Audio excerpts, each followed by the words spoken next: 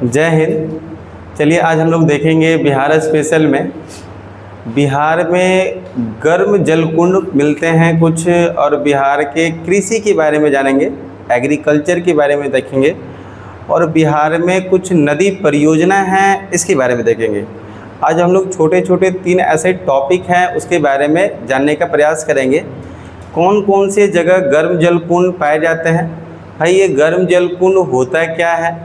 दूसरा हम लोग देखेंगे कि बिहार की सिंचाई एग्रीकल्चर, कितने ऐसे लोग हैं जो एग्रीकल्चर पे निर्भर हैं, हमारे बिहार का एग्रीकल्चर कैसे हो रहा है।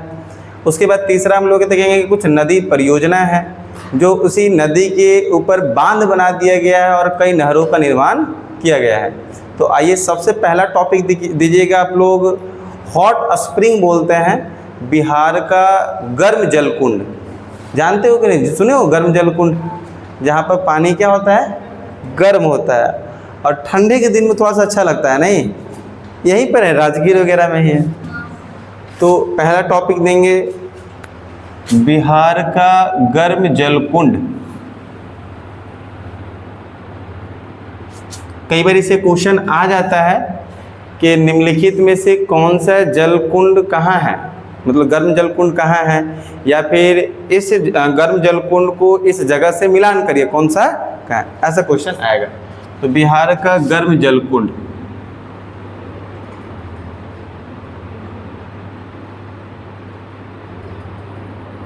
गर्म जलकुंड को बोलते हैं हॉट स्प्रिंग। क्या बोलते हैं जी, हॉट स्प्रिंग।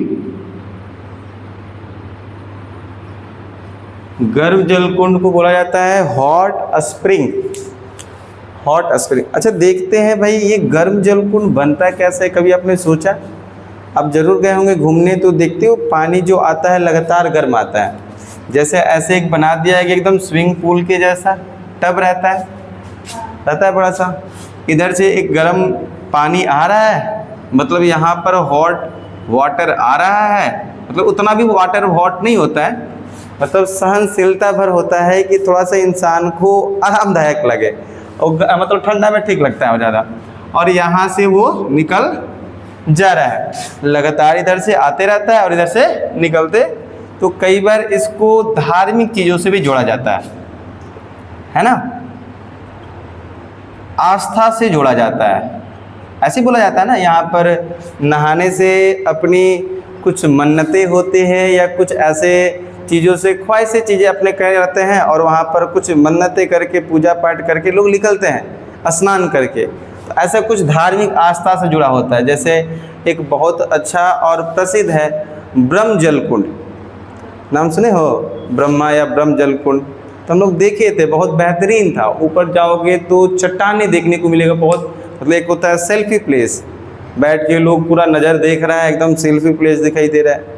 तो एक ब्रह्म कुंड है, उसी के बगल में दूसरे, एक तो हिंदू धर्म के लिए पवित्र कर दिया है और दूसरे धर्म का वहाँ पर एक और बना दिया है मखदूम जलकुंड, मतलब मुस्लिम धर्म के लिए। थोड़ा सा बगल में जाओगे 100-150 मीटर इधर तो मखदूम मिलेगा, तो ऐसे कुछ करके बनाए हैं। तो आइए, ये तो धार्मिक ठीक है, अपने हिसाब से धार्मिक, हम लोग साइंस पढ़े तो हम लोग देखेंगे ना कैसे बन रहा है, ये बनता कैसे है। सबसे पहले हम लोग देखा जाए इसका जो निर्माण है, जब वर्षा होती है, जब वर्षा हो रही है, ध्यान से समझने का प्रयास करिएगा, जब रेनिंग हो रहा है, जब बहुत ज़्यादा वर्षा हो रही है, तो रॉक्स एरिया में, चट्टान एरिया में होगा क्या कि कई सारे ऐसे दरारें होते हैं, देखे हो दरारें होते हैं, तो उस दरारों के अंदर ये पानी क्या होता है, एंट्री करने लगता है। जब एंट्री कर लेता है तो पृथ्वी के अंदर बहुत ज़्यादा क्या है, दबाव है, प्रेशर है, क्या है, तो कोई भी चीज़ बहुत ज़्यादा प्रेशर होगा तो वो ऊपर की ओर फेंकता है, क्या फेंकता है उसको, ऊपर की ओर। तो सबसे पहले बारिश की पानी जो चट्टानें हैं वो दरारे के सहायता से नीचे गई, कहाँ गई वो, पृथ्वी के नीचे, और पृथ्वी क्या काम किया है, उस प्रेशर से फिर उसको आगे ऊपर फेंका है। और आपको ये भी पता है कि पृथ्वी जो है उसके नीचे आप जाओगे तो टेम्परेचर ज़्यादा है, टेम्परेचर हाई है, आपको पता है कि नहीं, पृथ्वी के नीचे जाओगे तो टेम्परेचर क्या मिलेगा, हाई। मैंने बताया था पृथ्वी के सेंटर पे जाओगे तो लगभग 6000 डिग्री सेल्सियस है, एकदम लोहा निकेल यहाँ पूरा पिघलता हुआ लबालब ऐसे ऐसे चल रहा है। आपकी ऊपरी एकदम परत एकदम पट्टी है ना, आप चल पा रहे हो। थोड़ा सा नीचे जाओगे तो थोड़ा सा कम मिलेगा ये लिक्विड टाइप का, और नीचे जाओगे थोड़ा कम मिलेगा लिक्विड टाइप, और नीचे जाओगे लिक्विड मिलेगा, पूरा नीचे जाओगे एकदम पूरा ही पानी के जैसा मिलेगा। वो पानी पतला नहीं होगा क्योंकि लोहा है तो पूरा गाढ़ा है, और जब वही चीज़ें टकराती हैं तो जहाँ धरती कमज़ोर है वहाँ से फटता है, उसी को बोलते हैं ज्वालामुखी। अब यहाँ पर पानी गया, जो वर्षा से पानी गई और उस चट्टानों दरारों से अंदर की ओर गई, फिर वो प्रेशर हुआ और वहाँ से क्या हुआ, फिर पानी निकला। तो जिस टेम्परेचर में वाटर गया होगा क्या उसी टेम्परेचर में निकलेगा, नहीं भाई, वो गर्म होके निकलेगा। कैसा होके निकलेगा, और इस प्रकार से वहाँ से पानी का बहाव होती है और वही गर्म पानी निकलता है जिसको हम क्या बोलते हैं, गर्म कुंड। क्या बोलते हैं, गर्म कुंड, मतलब गर्म जल कुंड, गर्म जल कुंड बोलते हैं। क्या बोलते हैं इसको, गर्म जल कुंड। बातें समझ में ही कैसे बना, ये पहला कारण हुआ। दूसरा कारण कैसे बन रहा है, तो कई बार चट्टानों के अंदर हम लोग देखें कि कई सारे खनिज होते हैं, मिनरल्स हो रहे हैं। तो जैसे सल्फर, क्या नाम बता रहा हूँ मैं, सल्फर, पोटेशियम, आयरन। तो ये सारी खनिज क्या कर देती है, पानी की मात्रा को थोड़ा सा टेम्परेच कर देती है, मतलब उसमें तापमान को बढ़ा देती है। तो ये क्या कर रहा है, पानी को, ये सभी चीज़ें एलिमेंट जो है क्या कर रहा है, तापमान को, टेम्परेचर को क्या कर दे रहा है, बढ़ा देता है। इस प्रकार से भी वो पानी क्या हो रही है, गर्म हो जा रही है, जिससे क्या हो रहा है, गर्म जलकुंड का। दो बड़ी कारण है जिससे हमारी गर्म जलकुंड का निर्माण हो रहा है। और हमेशा ये गर्म जलकुंड का जो निर्माण होगा किस एरिया में, कभी मैदानी क्षेत्र में हो सकता है, कभी नहीं देखोगे, कभी नहीं देखोगे यहाँ मैदानी क्षेत्र में हाई गर्म, नहीं, आप हमेशा देखोगे तो किस क्षेत्र में मिलेगा, पठारी क्षेत्रों में। और यही रीजन है, देखिएगा राजगीर में, मुंगेर में, गया जी में, यहाँ क्यों मिल रहा है, क्योंकि आपको पता है कि छोटा नागपुर का पठार कहाँ है, छोटा नागपुर का पठार आपको पता ही होगा कि बिहार के दक्षिणी क्षेत्र में, और दक्षिण में ही तो गया जी बैठा है, मुंगेर बैठा है, और गया के में ही तो राजगीर बैठा है। तो भाई जाहिर सी बात है कि वहाँ से क्या होगा, बारिश होगी, दरारों के अंदर जाएंगे पानी, फिर वही पानी आएगा, फिर गर्म निकल के आएगा, उसी को क्या बोलते हैं, गर्म। क्लियर हुआ कॉन्सेप्ट। अब समझे कौन कौन सा गर्म जलकुंड पाया जाता है। तो इसको बनाना की कोई फ़ायदा है, आपको समझना था, समझ में आ गया ना। चलो, तो सबसे पहले देखते हैं कि राजगीर में कौन कौन सा गर्म जलकुंड, राजगीर बोला जाए तो कहाँ, कौन से जिला में होगा बताओ, राजगीर कौन सा जिला में, नालंदा। अरे नालंदा राजगीर एक ही जगह है ना, गए हो कि नहीं नालंदा की खंजर, गए हो घूमने, टिकट शायद महंगा कर दिया, 40-50 रुपये, 50 रुपये में भी लगता है, वहाँ टिकट काउंटर से लो तब घूम के आओ। तो पहला हम लोग देखते हैं राजगीर को। तो राजगीर में ऐसे कुछ गर्म जल कुंड मिलते हैं, जैसे गोमुख मिलेगा, गोमुख,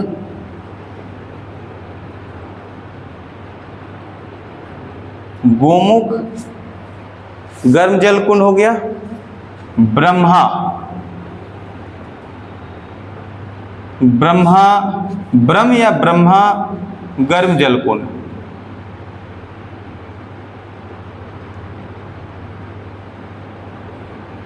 इसमें गोमुख गर्म जल कुंड हो गया। एक और है जिसको बोला जाता है, एक गोमुख हो गया, ब्रह्मा हो गया, एक सूर्य के नाम से है ना, सूर्य जलकुंड, सूर्य गर्म जलकुंड। अच्छा, इसी प्रकार ठंडा भी जलकुंड होता है, नाम सुने हो, उसका फिर कैसे निर्माण होता होगा। तो ठीक है सर, आपने तो बताया, गर्म समझ में आया। तो ठंडा आपको ज़्यादातर वो पठारी के साथ साथ जंगली एरिया में मिलेगा। कहाँ पर? जंगली। रीज़न क्या है कि जंगल एरिया में बहुत सारे पेड़ होते हैं, है ना। तो जिस टेम्परेचर से पानी गिर रहा था उस टेम्परेचर से नीचे रहेगा नहीं, क्योंकि भाई ये पेड़ की छाया से उसकी टेम्परेचर कम हो जाएगी और तब वो चट्टानों से जो पानी निकलेगी तो वो कम ना होके ठंडा निकलेगी। बात समझ में आ रहा है? और दूसरा यहाँ पर वही काम दूसरा मिनरल्स का भी होगा। तो कुछ ऐसे मिनरल्स है जो उसको ठंडा करने का भी काम कर रहे होंगे, लेकिन ज़्यादा फेमस ये आपको देखने को नहीं मिलेगा, मतलब गिनती चुनती मिलेगा। लेकिन ज़्यादा फेमस आपको कौन सा मिलेगा? गर्म जल कुंड। आप सुने होंगे, लेकिन ठंडा उतना ज़्यादा देखने को नहीं मिलता है। तो पहला राजगीर में कौन कौन सा हो गया? गोमुख, दूसरा ब्रह्मा, तीसरा सूर्य जल कुंड। अगला गया जी की बात किया जाए तो गया जी में एक अग्नि नाम के बहुत ज़्यादा प्रसिद्ध अग्नि गर्म जल कुंड, अग्नि गया जी में, गया जी। तो गया जी में एक याद रखिएगा अग्नि जल कुंड,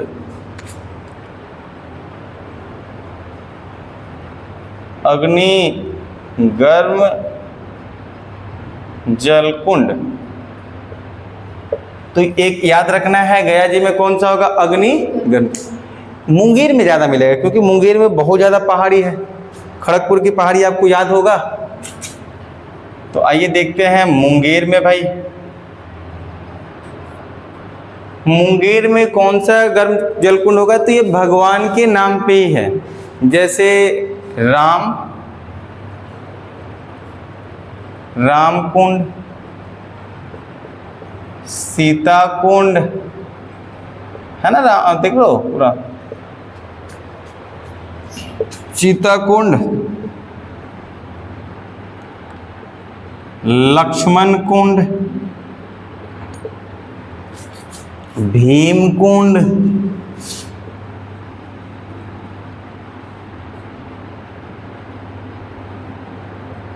ऋषि कुंड,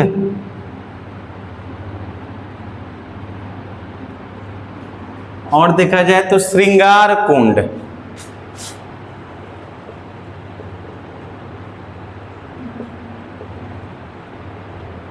एक और भरारी कुंड।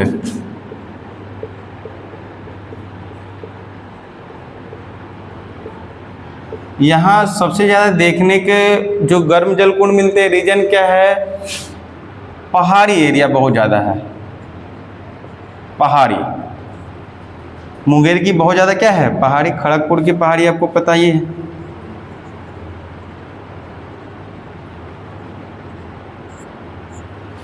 तो ज़्यादातर यहाँ पर पहाड़ी एरिया इसलिए देखने को क्या मिलता है, यहाँ पर कुछ ज़्यादा है। लेकिन याद करना बड़ा आसान है। देखो जितने भी हैं मैक्सिमम भगवान के नाम पे हैं। राम कुंड, सीता कुंड, भाई साहब लक्ष्मण कुंड, भीम कुंड, ऋषि मुनि ऋषि कुंड, है ना। उसके बाद दो, वैसे आप लोग श्रृंगार करती हो तो श्रृंगार कुंड, भरारी, श्रृंगार करके बाहर निकलती है तो भरारी कुंड। नहीं हो जाएगा? ऐसे याद कर लेना है। समझ में आ रहा है कि नहीं आ रहा है? तो ऐसे चीज़ें करके याद कर लेना है। तो ये एक हॉट स्प्रिंग की छोटी सी टॉपिक थी जो कि इसको हम लोग यहाँ पर समाप्त करेंगे। अगली टॉपिक हम लोग देखेंगे बिहार की एग्रीकल्चर के बारे में। बिहार की एग्रीकल्चर क्या है वो भी छोटी टॉपिक, उसको समझते हैं। ये क्लियर हुआ? क्लियर किया जाए तो अगला टॉपिक देखिएगा एग्रीकल्चर ऑफ बिहार, बिहार की कृषि।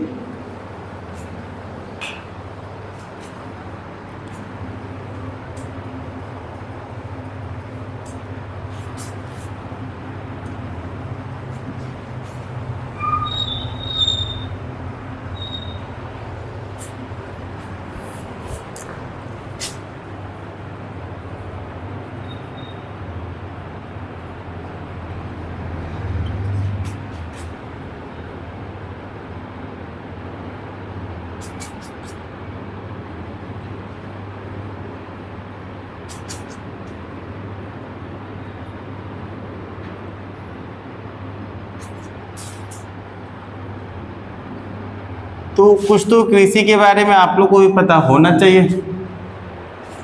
जैसे बिहार में जो कृषि होती है ये सबसे पहली पॉइंट मानसून आधारित है। आप देखना, धान की खेती होगी तो धान के सीजन में होगी, क्योंकि धान में पानी की बहुत ज़रूरत है। तो देखा जाएगा कब बरसात है तो भाई वो मानसून का इंतज़ार कर रहा है। गेहूं की खेती करनी है तो उसमें पानी की आवश्यकता नहीं है, तो देखना वो इंतज़ार करेगा जिसमें बारिश नहीं उसमें करेंगे। इसलिए बिहार की जो कृषि है मानसून आधारित है। किस पे आधारित है? जब जैसी मानसून होगी वैसे ही खेती की जा सकती है। दूसरी, बिहार एक ऐसा राज्य है कृषि आधारित राज्य है।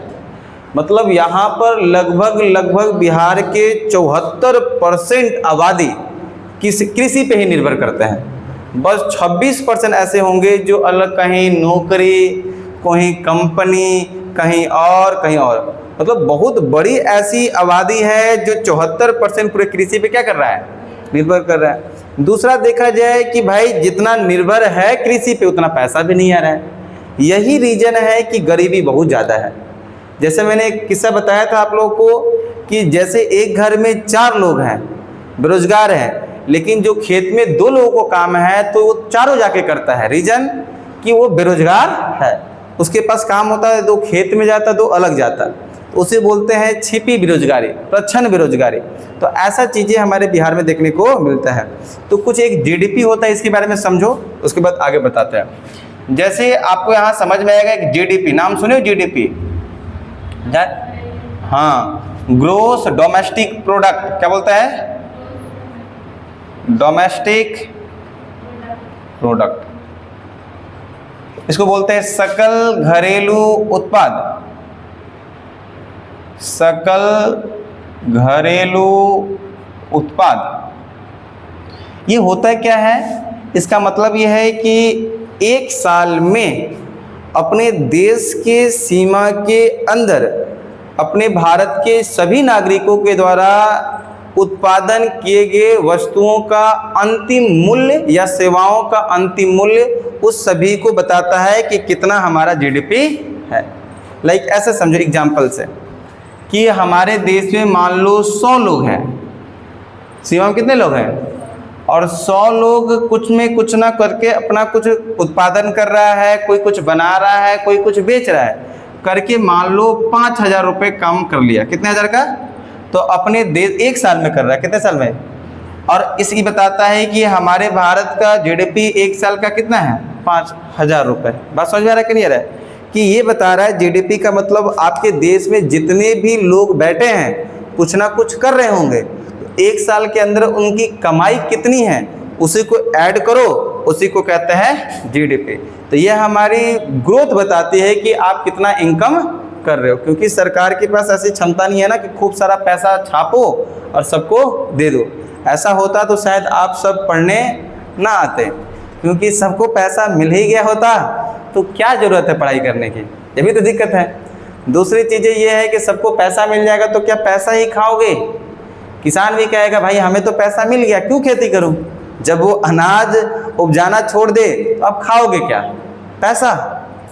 समझ में आ रहा है कि नहीं आ रहा है? इसलिए उसको लिमिटेशन रखा गया है कि भाई बहुत ज़्यादा श्रीलंका वाला काम कर दिया था ऐसा, बहुत बड़ी वहाँ पर एकदम लुटमरी पड़ गई थी, बहुत नीचे चला गया वो। सरकार ऐसा कर ही नहीं सकता है, क्योंकि बहुत ज़्यादा मुद्रा छाप दोगे तो करेंसी की वैल्यू गिर जाएगी। जब करेंसी की वैल्यू गिर जाएगी तो वो बॉटल खरीदने के लिए 10 रुपये था, तो लोग के पास पैसा ज़्यादा होगा तो 100 रुपये देने के लिए तैयार हो जाता है। समझ में आ रहा है कि नहीं आ रहा है? और सबके पास जब पैसा हो जाएगा तो काम करने नहीं जाएगा, तो समस्या आ जाती है। ये इकोनॉमिक्स में देखने को मिलता है। तो मैं बता रहा था जीडीपी, ऐसे बिहार की कुछ जीडीपी है, देखना कि ऐसे 60% लोग लगभग है 60% पर्सन जो है लगे हैं किसमें? कृषि में। किसमें? लगभग हम डेटा बता रहे हैं कृषि में। और पता है कि बिहार की कितनी जीडीपी आती है? 60% ऐसे लोग हैं जो बिहार के लगे हैं किसमें? खेती में। और जिससे बस 20% ही बिहार की जीडीपी आती है। मतलब 100 लोग मान के हम चलें तो 100 लोग हैं और मान लो बिहार की जीडीपी कितना है? 100 रुपया। 100 लोग 100 रुपया, तो 60 गो लोग मिला हुआ है। 60 गो लोग क्या कर रहा है? खेती करने गया। क्या करने गया? 60 को लोग जो है खेती करने गया जिससे 20 रुपया ही कमा पाया है। कितना रुपया कमा पाया है? सोचो 60 को लगल है लेकिन 20 रुपया कमा पा रहा है। स्थिति बहुत खराब है कृषि में। दूसरा हम देखें, दूसरा से इसी को प्राइमरी सेक्टर बोलते हैं, आप लोगों को पता है ना। प्राथमिक क्षेत्र इकोनॉमिक्स में पढ़ा रहा हूँ तो बताऊंगा, जिसमें कच्चे माल का उत्पादन किया जाता है, जो खेती, कुछ पालन करना, पशुपालन करना या फिर कोई चीज़ों को काट के बनाना, तो ये सभी चीज़ें किस में आती है? प्राथमिक क्षेत्र में। द्वितीयक वाले में देखा जाए उद्योग आता है, कंपनी जाती हैं, तो लगभग हम बताएं तो 20% यहाँ परसेंट जुड़ा है, जिसको मैं लिख सकता हूँ उद्योग। तो 20% लोग यहाँ काम करता है और जीडीपी 20% करता है, मतलब 20 लोग यहाँ काम कर रहा है, 20 रुपये कमा रहा है, तो लगभग तो ठीक ही है, कोई दिक्कत वाली बात नहीं। लेकिन तीसरा में देखा जाए, जो ये सेकेंडरी सेक्टर बोलते हैं इसको, सेकेंडरी द्वितीयक क्षेत्र, जो उद्योग में होती है, कुछ चीज़ें बनाई जाती है कंपनी में।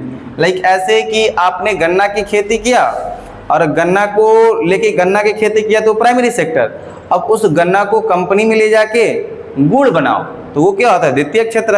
अब मार्केट में बेच दो, तृतीयक क्षेत्र। बात समझ में आ रहा है कि नहीं आ रहा है? ऐसे होता है। तो तृतीयक क्षेत्र में थोड़ा सा अच्छी होती है, यहाँ पर 20% लोग ही हैं, अब तो 20 ही बचेगा, 60 20 20% लोग हैं जो सेवा क्षेत्र में है, तृतीयक क्षेत्र में है। और पता है यहाँ से कितना जीडीपी? लगभग 60% है।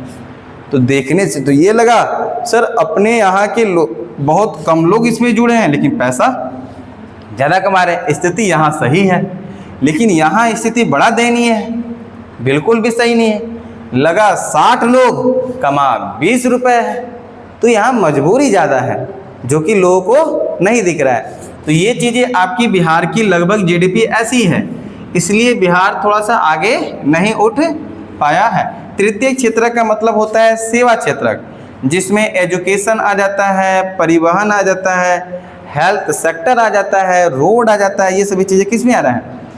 तृतीय क्षेत्र में। तो एक छोटी सी चीज़ जरूर बना लीजिएगा कॉपी में, उसके बाद मैं आगे बता रहा हूँ। कहीं कॉपी में ऐसे छोटा बॉक्स करके बना लीजिएगा।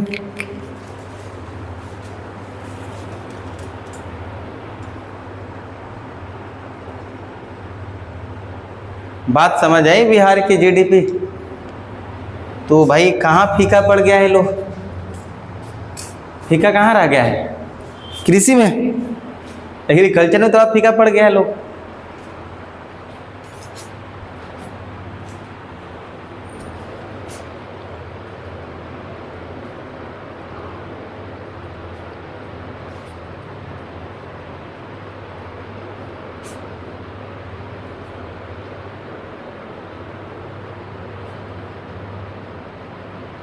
चलिए देखिए अब यहाँ पर,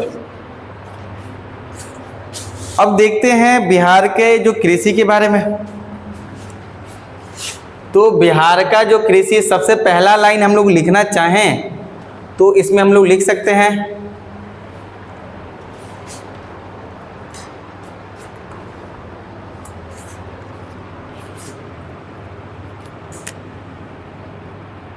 क्या लिख सकते हैं हम लोग? बिहार का लगभग, ऐसे बिहार एक कृषि प्रधान राज्य है, ऐसे लिख लो। पहले तो ये ठीक है, कृषि प्रधान राज्य यानी कृषि ज़्यादा करता है, तो पहला पॉइंट लिख लेना बिहार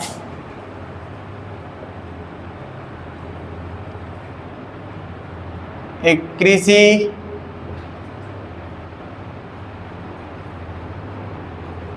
कृषि प्रधान राज्य है, जो कि लगभग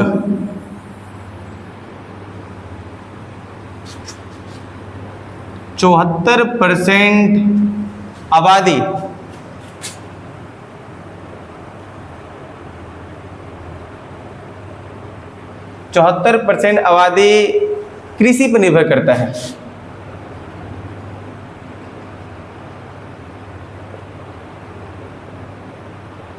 कृषि पर निर्भर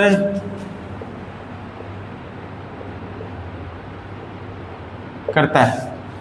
तो 74% लोग किस पे निर्भर कर रहे हैं भाई? कृषि पे। अगला लाइन लिख सकते हैं, बिहार जो कृषि करता है मानसून आधारित कृषि, बिहार में मानसून आधारित कृषि होती है। बिहार में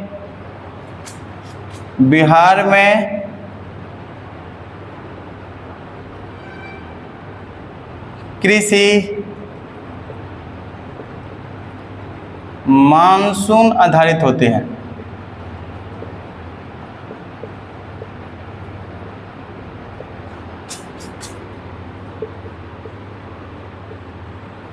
तो बिहार में जो कृषि हो रही है किस आधारित पे होगी? मानसून। ओहो, मानसून आधारित पे होता है। अगला देखा जाए जो बिहार की सिंचाई की बात की जाए तो बिहार में जो सिंचाई होती है, सिंचाई समझते हो क्या? सिंचाई की मतलब जो उस फल को शुरुआती दौर तैयार करने के लिए जो काम किया जाता है उसको सिंचाई कह रहे हैं। अरे अनाज को शुरुआत से तैयार करना है ना, तो पहले उसको जुताई करना, फिर पानी डालना, फिर बुआई करना, तो वो तो सिंचाई हो रहा है ना। समझ में आ रहा है कि नहीं आ रहा है? तो सिंचाई जो होता है कई स्तर पे होता है। तो बिहार में ऐसे पॉइंट लिख सकते हैं, बिहार में सिंचाई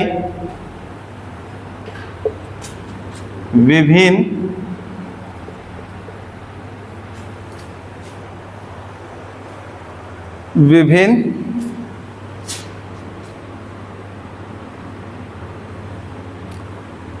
संसाधनों से किया जाता है।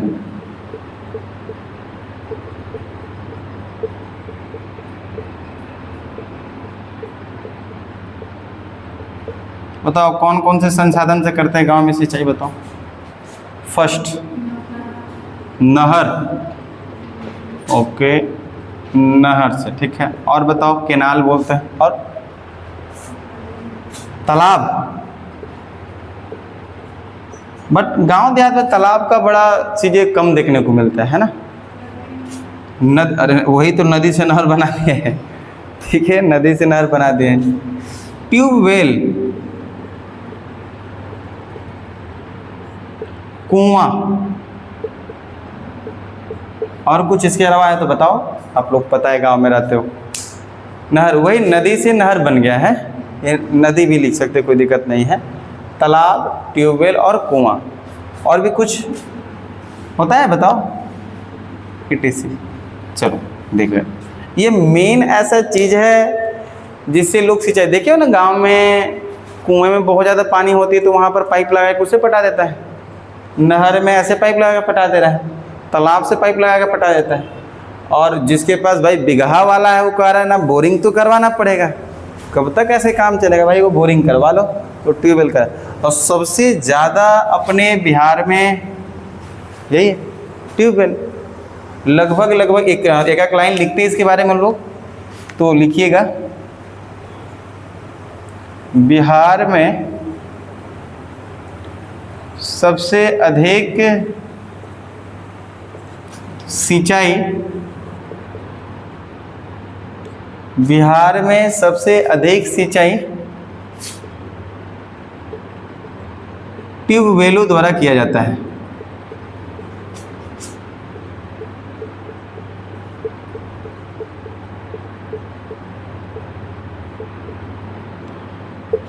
पूछा जाए कितना, ये डेटा पूछा जाता है तो लगभग 63.9% ऐसे लोग हैं जो ट्यूबवेल के द्वारा कर रहे हैं। डेटा याद रखना है, लगभग 64%। हम अप्रॉक्सीमेट लिख दें यहाँ पर, तो अप्रॉक्सीमेट यहाँ पर 64% है ना। दूसरा सबसे ज़्यादा जो होती है वो नहर के द्वारा। अब देखना दूसरा किसे होता है, दूसरा सबसे अधिक सिंचाई दूसरा, सबसे अधिक जो सिंचाई हो जाएगी नहर द्वारा किया जाता है।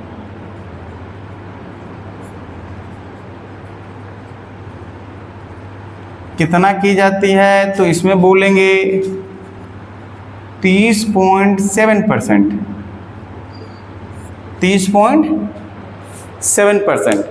अच्छा, बाकी जो बच गया ऑल रेस्ट लिख देंगे, जो रिमेनिंग बच गया शेष,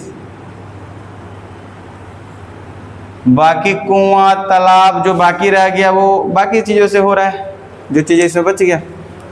तो दो ऐसे बड़े क्षेत्र हैं जो कि सबसे पहला 63.9% ट्यूबवेल द्वारा, 30.7% किसके द्वारा हो रहा है, ये नहर के द्वारा। अच्छा, अपने बिहार में जो मैंने दिखाया था आप लोगों को 90% ऐसा मैदानी भाग है, तो उसमें खेती होती होगी।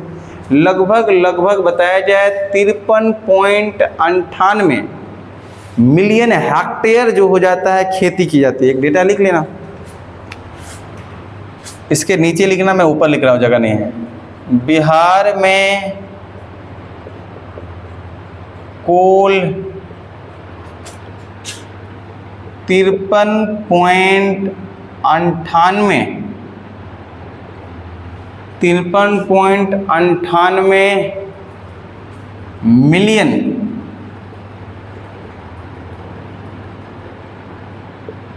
मिलियन समझते हो? हाँ, मिलियन हेक्टेयर में कृषि की जाती है, खेती की जाती है, यानी खेती किया जाता है।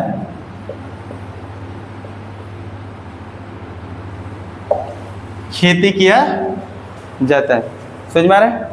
कितना पॉइंट? 53.98 मिलियन, 3.98। अच्छा, एक डेटा लिख सकते हैं, लगभग 100 हेक्टेयर बराबर में 1 किलोमीटर। अब अंदाजा लग गया? तो 100 हेक्टेयर होगा तो क्या होगा, 1 किलोमीटर। तो 100 hectare is equal to 1 kilometre होगा। क्लियर हुआ आप लोग को? कितना देर तक हुआ? तो देखिए, ये चीज़ें एग्रीकल्चर का ये टॉपिक यहाँ से समाप्त हो गया। नेक्स्ट हम लोग चीज़ों को अगले क्लास में देखते हैं। आई होप कि ये चीज़ें आप सभी को समझ में आया होगा। एग्रीकल्चर वाला चीज़ों को ना समझ में आए तो आप ज़रूर कमेंट बॉक्स में बताएंगे। आज की क्लास यहीं तक। जय हिंद।